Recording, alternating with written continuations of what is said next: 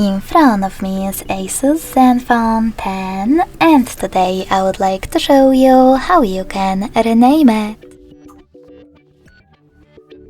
You need to begin by going into Devices Settings and scrolling all the way down to Access System.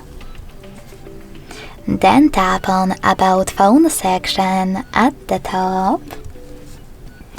Click on device name located next to Android version and type in wherever you wish to. In my case, Sunny. When you finish, hit OK in this pop-up. And then in the second one, About Visibility. So when I do that, as you can see, name of my ASUS has changed. Thanks so much for watching. If you enjoyed this video, don't forget to leave a like, comment and subscribe.